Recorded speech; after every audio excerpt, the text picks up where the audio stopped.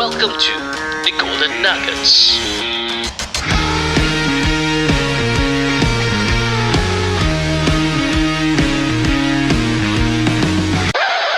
Are you unsure about how to start your own business? Wondering which business model to choose? Let's make it easy. Aliyah Rizq Holdings is giving you a chance to become an agent for Kurban services, and you don't need any startup money to begin. This opportunity is not just about making money. It also matches your faith, and you can earn a good income if you're good at closing deals. The best way to learn about business is actually by doing it. So why not try this out? If you never try, you'll never know what you can achieve. Interested in this opportunity? Sign up to become a Kurban agent today at tgnpodcast.com/ARH agent. Start your business journey now. Hey guys, welcome back to the Golden Nuggets podcast. We are in part 3, still with Shad Salleh. Yes. Shad, things are very different now as compared to the first time I met you and I learned from you, from your course. Okay. You know, like back then, I think, I don't know, I feel like at that point of time, it was quite easy to run a Facebook ad, but right now, I think it's so much different. Can you share with us like the difference between how things were back in 2020 and now? Okay.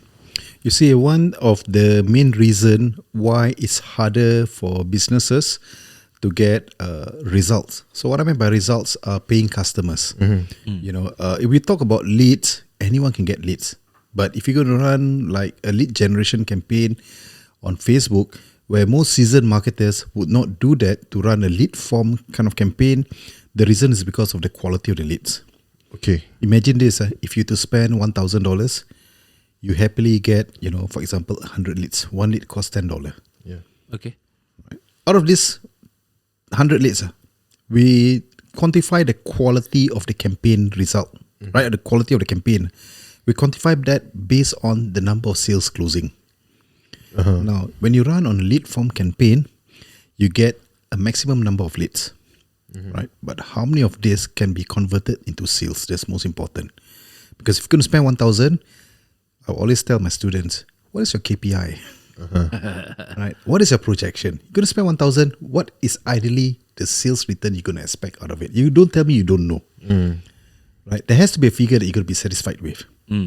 So at the end of the day, how much returns are you getting out of it? And you run a lead form campaign, you will not be able to have quite a sustaining marketing campaign in terms of ROI. Oh, okay. Okay, the reason is because people, if you're going to get someone who's going to convert, you know, because of a low, you know, you're going to give a low ball offer, right? There's going to be a lot of skepticism, right? There'll be a lot of question marks. Why lead form is not ideal if you're going to run a campaign, right? Because you either have got to be a very good closer to close the lead when you are contacting them, which not everyone has that kind of skill sets. Yeah. You see, so my training, what we do is we prepare, we build the campaign foundation, the brand foundation, right? The awareness, the consideration stage, everything is all taken care of before the customer sign up. And this is why you need a sales funnel. You see, that whole entire learning journey about your brand, about your products, features, benefits is all taken care before they sign up. So when they sign up, the intention level is higher because they know what they can expect from you. Yes. Right. You get what I mean? Right?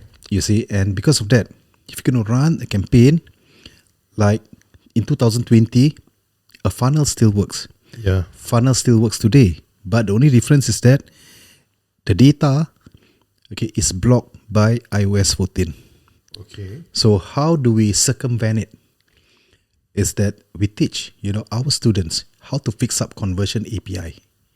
So what am I fixing up conversion API? So the data can be sent to the server, and the server can communicate to Facebook, you know, to Facebook backend, right? On the kind of audience or the kind of people who are clicking your ads, people who are responding your ads, you know, who are engaging your ads and all that. So that data can be received. Okay. Directly, Directly, you know, Facebook using first-party cookies. Okay. So there's no restrictions, you know, and the campaign will actually perform similar to what it was before.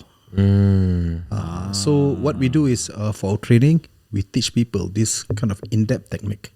Okay. right? In-depth technique where marketing agencies will actually use it. Okay, but I find that hey, everyone needs to learn the correct things. You need to learn the right stuff, or else, if I'm going to teach you just lead form alone, you won't be able to scale your business. Yeah, it's like a limitation. There's a limitation, and I personally feel that I'm not giving you the full deal. What's the point of teaching? Yeah. Right? You may appear as a front, to be like a superhero on the back end. You know yourself whether you're teaching the real deal or not. Yeah. You see, so I don't want to be the man who's going to be spoken. He's not, behind when the day is over and all that. I'm not getting results. I don't want to be the man, who's going to be suffering, from that kind of bad thoughts from other people. It's not a nice feeling. Yeah. You get what I mean, right? The way I look at it, when it comes to training, it's an amanah. People pay you, okay, it's whether 4 figures or 3 figures amount, right? It's still an amanah. Correct. The reason why they took the trip to come down to my training center to sit in, right? Even some traveling all the way from Pasir Ris or even from Jurong West to come to my office, which is in Wood Square. You see, that is already an effort. And the way I look at it, is my amanah, to teach. Teach the right thing. If you don't want to teach the right thing, don't do it at all. End of the day, it's not about money, bro. It's about satisfaction when you see people walking out of the door with a full smile on their face and thanking you. And I'm able to live that every moment each time I class. And how satisfying is that? The dua. You're Muslim. You know, right? The dua, the satisfaction. Seeing happy faces. And you know that it's a job done well. Right? Because these people will spread the goodwill. Spread around the good messages and all. Until today, I'm having inquiries non-stop. Every single day, I have about 3 or 4 people inquiring, about my classes, and these are referred by my ex-students who are doing it without getting any commissions at all. No affiliation, nothing. They never ask for it as well. Oh no, they just refer their friends and all that. They post it on their Facebook account and that kind of things, right? Blessings. It goes beyond dollars and cents, the satisfaction. Because we have 2 revenue sources. One is the ad agency work. The other one is training. Right? You see. So the way I look at it, it's when you run training, it's about having personal satisfaction. The way I look at it. You see, when you're able to run a class well, when people are learning and they know that they're getting real values, from your training, you can sense it, because from the enthusiasm that they are doing, what you're teaching. And the best part, seeing the transformation. Transformation, and you know that when they practice this skill, it becomes their it becomes a life changing. Not life changing. I would say that it becomes a personal life asset. Okay. Their own personal asset. A skill. It's a skill. It's a skill set that lasts for life. And just imagine this: if let's say you can train a father, right, and he can be self-sustainable, and he can find income on his own, he can market anything, and bring in more money for the family. How beautiful is that? Yeah, awesome. You see, so at the back of my mind, it's always about this, and that's the reason why my training we welcome every walks of life. Every walks of life. I don't gonna I'm not gonna tell. Hey, if you only when you have a business you can actually come. No, it's not. You see, it's not. We welcome everyone who wants to learn. But for someone who don't have a business and they were to attend your class, like how are they? Because this is based on my experience going for your class back in 2020. I need to have something to be selling in your class, because you are teaching me every single step on how to run the entire campaign. Right. If I am someone without something to sell, then like what can I do? Or you see, I can't be telling you this is the industry you have to be in, this is the product you have to be in. But what I can share with you is the skills that you can have, right? Because there are a lot of products out there. Someone can and this is something as a business owner, right, or someone who wants to embark on a business, you have to be resourceful. Because I can't be telling you, hey, these are the products that you can actually sell. Now, what if? And every product, that we have to study, we have to research, whether is it feasible or not. What if I make an irresponsible recommendation, and say this product is sellable. Then And it you didn't work use out. every single amount of saving, just because you believe I'm your trainer. Yeah. Okay, and you're going to stock up these items and end up it can't be sold. How? Yeah, that's true. problem, Yeah. problem. You get what I Yeah, mean? And that's the reason why we don't recommend people what product you have to sell. Because as a business owner, if you are going to embark, you got to do your own research. You got to do your own fact finding. You see, you got to assess and see whether is there going to be demand or not. You get what I mean? Do you suggest to them, do this, do that, do this? No. We will not make it, but we'll teach you how to market.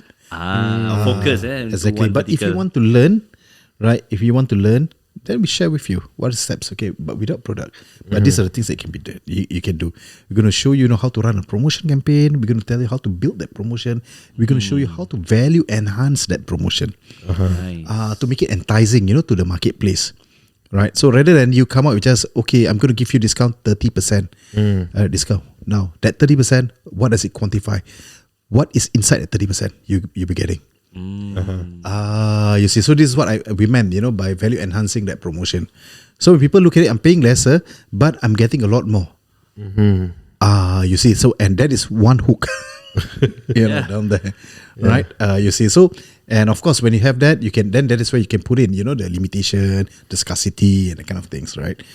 So because at the end of the day, offers will work. Offers will work, discounts will work. But what kind of discounts are we looking at? That's the most important part about it. Right? What kind of discounts are we looking at? What do people get, out of the discount? Because you have to understand one thing. On the social media, nobody's looking for a product. Yeah, agree. Right? And that's the reason why if you want to sell, Don't sell the product. sell the offer. benefits. Yeah. Sell the benefits. What comes along with it? Right? You see. Yeah. You running your agency, Correct. I'm sure there have been people who actually, or perhaps your clients that don't really work out. Like perhaps their campaign maybe don't work out well or don't perform to their expectation. Can you perhaps give an example of those, or perhaps how you overcome these issues? Okay, let me just share with you something. Yeah, as an agency owner, if I were to say that all the campaigns are 100% perfect, I'd be the biggest liar. Right? I'd be very upfront with you. cannot guarantee, right? Yeah. There's no such thing as like 100% success. Yeah, Right? agree. But we are able to have, because we've been running campaigns for so long. Right? You see, from early part of the campaign, we can tell whether this campaign going to work or not by looking at the metrics. Okay. Right, from the CTR, Numbers, right? Yes, exactly. From the CTR, why people are not clicking? Is it because of the target? Right. For example, if let's say if the target is right, we're having the click through rate is high or decent, above 3% and that kind of things, right? But why people are not converting? You get what I mean? Something's wrong with the landing page, right? And the content inside it, it's maybe not fluid enough. The loading speed. Right, or if the content or maybe what you're giving in exchange for the contact details or the sign up or the offer for them to buy, it's not compelling enough. You see, so there's a lot of reasons. So for us, you see, normally when you run campaigns for so long, we look at these metrics, right, to make an early decision to prevent customers from losing money. Until the end of the month, we're going to backtrack everything and to tell, hey, this is the campaign report and all that. The client would ask you, do you know that such thing will actually happen and all that? So instead of us, waiting for the campaign to fail, right, we make the changes. Okay, we make the changes to the campaign. We call it optimization, right? We optimize the campaign before, the campaign, starts to produce negative results. So as a marketer, we can never tell, that this campaign will work or will not work until we run it. Agree. You see, so what's most important is the ratification or the contingency that you have, after the campaign is executed. I think this is a familiar area with you. Based on data. Based on data. No data, you cannot make any Decision. assumption. Yeah. And a decision because purely because I run SEO campaign, right? Exactly. We need to make time into making sure all the metrics and data flow, and then understanding why it doesn't work. Is it because of the colors? A bit of CRO, conversion rate optimization. A bit of understanding which part is the gap that we need to close. Correct. And then act fast. Correct. Because client will going to ask what happened here, what happened there. Correct. And then that's why it's answerable lah. But I totally agree with you. Some clients they don't understand, and we need to educate. That's the part which sometimes a bit challenging running an agency. So Correct. What's your thoughts on that? Well, I think every client, if they have, because they're paying you, Yeah. right? They're paying. I think each of them, have their own, opinion, or maybe perhaps have their own, I would say, temperament, right? Just imagine if you put yourself in the client's position, you're spending money, and it's not bearing result. It's not that they're angry with you; they just want to find answers. Yeah. Right. You see answers why Why this doesn't is it happen? why this is happening, why the campaign fails, right? What can you do to help to improve the result? But just imagine this: if they find that you're anticipating things earlier, and you said, yeah, we're aware about it. That's the reason why we're making changes, because we find that the metrics is not on par with what we expect. Now this is where the fault lies. I believe that they want accountability, and that's the most important part of it. 100%. Okay. And maybe can you share with us your most recent successful campaign? Okay. Well. Okay. I hope that I'm not going to appear, that it's going to be bragging or whatever and all that. Okay. Yeah? It's okay. All right. It's Okay. Please. It's $1 million, ROAS, Nice. right? Okay, for Aliyah Rizq Holdings. Okay. Shout out to Aliyah Rizq Holdings, Right. Ashraf, and Nabila. For the franchise program, right? You see, those were. It's one of the campaign, that I find that it has quite a good sense, I mean, a good sense of, in a way that it's also, helping the community, to invest, to earn money, on the side and all that. And the best part about it is that it's purely halal. Yeah. That's the beauty about it, you see. So when we were given the opportunity to market that program for them, and getting tremendous result and support from our community itself, it's purely encouraging. A part of it, you have to understand one thing: Aliyah Rizq Holdings is an established brand, Yes. right? Ashraf Bakar has done an amazing job at branding himself, branding the company, creating the connections, everywhere and all that. Yeah, you see. So that makes that is half of the battle won. So on my end, what we do is we create the content. We create the marketing content to reach out to people, okay, with copywriting and all that, and to convert them, giving them a true reason, why this. Why this opportunity, you see, can have, can present, you see, a good, investment return for them. You see, so when we embark on a campaign, we have to look at things on, how to figure it out, right? You see, on how to strike the right kind of content balance approach, to the marketplace. You see, so people would have trust. In the campaign, people will have trust, more trust in the brand, right? And more importantly, it will not be seen, okay, as with negative thoughts. Right. And I'm so glad, that the campaign itself, has actually picked up well. It turned out, you see, way much better than what we had expected. Wow. Yeah, but those were one of the success stories, to name a few of it. To name one of it, we have, alhamdulillah, we have a lot more. You see that we have actually helped companies to acquire more customers over the years. Nice. $1 million revenue, and ROS means over a certain period of time of ad spend. Yeah, How I think long the was? campaign? Yeah, how long was The the campaign? campaign was until now. It's about 3 months, 4 months. only. Okay.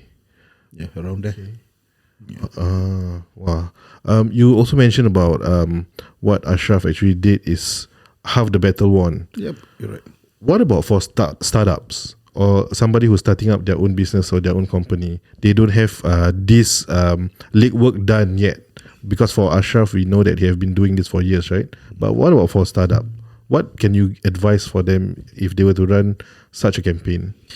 Okay, for startups, if you are looking at running the campaign, you see, first things first, you see, it's always we look at what kind of budget do you have, right? Please don't be afraid, to spend on your marketing, because your marketing is, the kickstarters, for your sales. If you don't market, you're going to depend on your network, your regular contact. Word of mouth, What kind of revenue can you get? So normally I always there are plenty of startups that came in for my training as well. So normally what we share with them is that ideally, what is your goal at the end of the month? If you're going to run a business, how much you aim to target to earn? You see, every for the first quarter, for the next quarter, do you have a plan for that? projections. Exactly, your projections. You see. So, and we tell them that the only way for you to achieve your goal is to market your business, and the best way to do it, is through social media marketing, because it's cheap, it's measurable, right? And the best part about it is that you can optimize the campaign. Scale, optimize for scaling or optimize for rectification and that kind of things, right? You see, so that is what we always inform the business owners. So if you don't market, you will not be able to see, the bandwidth, how much you can actually be earning. You see, so many business owners they are quite afraid to spend on marketing. I can perfectly understand that. Why? What's the main reason why they are afraid? Because it's a cost. Because Budget they have not seen the returns. You see, they have not seen the returns. Right. If you have seen the returns, you've tasted the fruits. You know how it will be like. But if you have not tasted the fruits, you're going to jump into it. That's a leap of faith, Yeah. Right? That's a leap of faith. Stepping into the unknown. Yeah. How many of us would have the capacity in ourselves, to accept losses, especially when you're new, Yes. when your budget constrained. I perfectly understand that, and that's the reason why I always tell startups, you don't invest in digital marketing agencies first. If you have the extras, yes, of course you do that. But I think if you're going to start a business, the first thing that you need to be learning is to learn how to market your own business. Do your own. Yes, correct. Do your own. Do your own, because when you do your own, you'll be able to get results. When you get results, you're able to stabilize your income. Then you look at next, I need to scale it. And that is where the experts will come in to help you to scale. And that's where people like myself, we come in, we help you to scale your sales. See my point over here? Right? So, but if you can afford, from start, you see, now of course, you by all means, you see, but if your budget constrained, learn. You see, learn, exactly. 100%. Learn until you can actually bring your business to a certain stage. Right, because there's always a limited capacity on what you can do every individual. You get what I mean, right? To run $100 campaign and to run $1,000 campaign a day or $10,000 campaign a day are totally different ball games. Yeah. You look at how many marketing copies would you be needing. How many ad sets would you be requiring? Which ad sets you need to kill off and all that. You get what I mean? Right? Which marketing copy you need to kill off? Which are the campaigns that you can actually scale further? Wow. Headache, a lot of things. Headache, bro. A/B test. But if you're going to run, $1,000 a day marketing campaign by using one ad copy, right? You are crazy, lah. Nobody does that. Nobody does that. Right? You see, you're shooting yourself, in the foot. You're getting super high conversion. Right? Okay. And what's the future plans for you? Okay. Well, what I'm looking at, right now, you see, is to grow the team. Right? You see, we are looking at, increasing the size of our salespeople. Okay. You see, and apart from it, to groom from within, digital marketers. Okay. And the challenge about getting digital marketers, to work with us is that once they have actually reached a certain level, they will set up their own agency. Yeah. Right? We've trained a few, and they left, and that will actually leave the gap open. You see, just imagine this: if when you have more people in your team, you take more accounts, and suddenly 1 or 2% leave. What happens? Who's going to take over? The client's account. Yeah. Okay. See, so what we are looking at is that we are looking at creating apart from having a sales team. You see, what we are looking at is having an outsource customer handling team. Okay. Okay, what I mean by outsourced custom handling team, they could be, people, in Philippines and all that. Okay, that takes care of all your customers' inquiries and all. Right? EM, The point of contact. Oh. The point of contact. You see, so from customers, point of view is that there's someone, at the end of the line, who's able to help me. You see, so the salesperson or the account manager will actually be the liaison, with the clients, you see, and to report to them, either fortnightly basis or monthly basis, depending on the arrangement, on the campaign performance report. Right. Okay. You see, so that's just the whole big idea, lah. I That's the whole see. big idea. So I would rather, be looking at, increasing the size, of the sales team, right, and outsourcing the client management, externally. Cheaper, Nice. right? It's cheaper, no doubt about it, right? And from what I've heard, they're quite, tactful and efficient in terms of responding. And I think that's very important when it comes to client handling, the response time. Yep. And what's the retirement plan for Shad Salleh? We're getting there. Yes. Retirement plan. I'm getting there, man. Something. I love what I'm doing. I've never thought of retiring. Wow. That's the way I look at it. When the time comes, if I can't get out of the bed, I call it a day. Okay. As long as I can, be up, standing, right, and talking to people, I'll still be continuing what I'm doing. Perhaps until the last step. Down there. Down there, man. Down there. Yeah. Right. So, before we end, probably you have any final words or golden nuggets that we want to take from you? It can be from maybe from training or from the agency, or probably you're speaking to someone who aspire to be a marketer, Yes. want to start. What do you say to them or to these people? Well, this is what I always tell my trainees, right?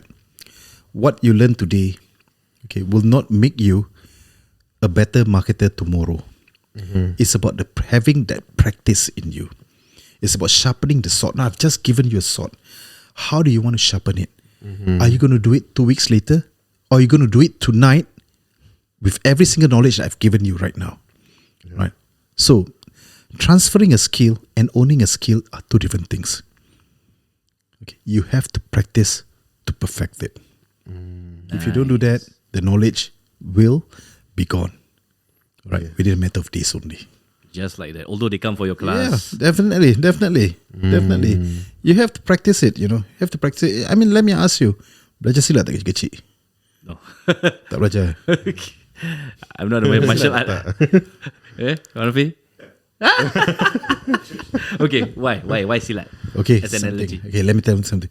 For those people who learn silat, until the age of 12 years old, Okay. okay, after that they go into national service. Normal lah, national takkan ada orang tak ada gaduh be. Yeah. Or you go into secondary school lah. Oh yeah. Okay, if you don't practice from Sec 1 until Sec 4 or Sec 5, now Sec 5 don't have, Sec 4 until Sec 4, right? If you don't practice silat between the last 4 years, then suddenly someone disturb your girlfriend, you go into a fight. Do you think you're going to fight like a silat maestro, even though you have acquired the skill High chance, from the age of 6 years old to 12? Oh, definitely you cowboy, man. Yeah. Yes. Definitely you cowboy, correct or right? Yeah. Tak buta, betul lah. Yeah. Right? Because you have not been sharpening it. But what if you continue that learning journey all the way until you're 16 years old? Black Right. belt. You really, you master at silat. And your girlfriend gets disturbed, and then after, what if you want to show your manliness, right? Then after you defend, that kind of things. And I'm pretty sure you're gonna knock out that guy like nobody's business. So the analogy of it is the same. Yeah. Right? When you're learning a skill are meant to be practiced. Yes. Until it Excuse me. until skill are meant to be practiced. Okay, until it and your reflexes become one. It's the same thing, digital marketing. So when you're seated in front of a computer, you're going to create a campaign and all that. Everything's at the back of your mind, Yeah. knowing what needed to be done. It's like a habit that you learn. Reflex. Reflex. Reflex. Nice. see? Wow. Okay. There you go, guys. Yes. Final nugget from Shad Salleh, and we would like to thank you so much for gracing today's episode. Yes, because- and perhaps can you share with our listeners Yeah. where can they actually look for you? Yep.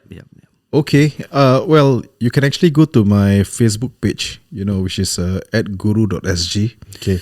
You can go to my TikTok handle, @Shad Salleh or @guru. You can actually find us. Okay, so if you wish to sit in for training, we're giving away right now 77% discount. 70%. 70%, guys. 77%. 77. Wow. 77%. Okay, why? I've actually came back from a hiatus. 7 months we stopped our training because we're very busy with agency work, and right now we've restarted our training again. That's the reason why I'm giving away 77% for only a limited period because of my of me coming back. Because right after this period, by June onwards, we're going to charge. We will be charging. We're going to increase the price slightly a little bit more. Right? Okay. But as what it is right now, it's going to be a 2 days training, 77%. So if this is something that you feel that can help you, improve, the current skill sets that you have, you want to learn another skill, or you want to improve your leads, or get more leads or sales for your business, then agency training is something you have to be looking at. Wow. Nice. Good segue to end the show. Thank you Yes. so much, Shad Salleh. We appreciate your time coming over at this time to our office, to our studio, and I believe Shad have shared a lot in terms of perspective as an agency owner, as a trainer, and as someone who have vast experience in marketing. So yeah, I think I may also learn a bit Yes, here and there. a I lot. myself learning from Shad as well. So yeah, remember to follow Shad and remember to sign up for the training, guys. 77% off. All right, with that, we run up this episode, and thank you so much for listening, guys, and see you next time. Bye bye.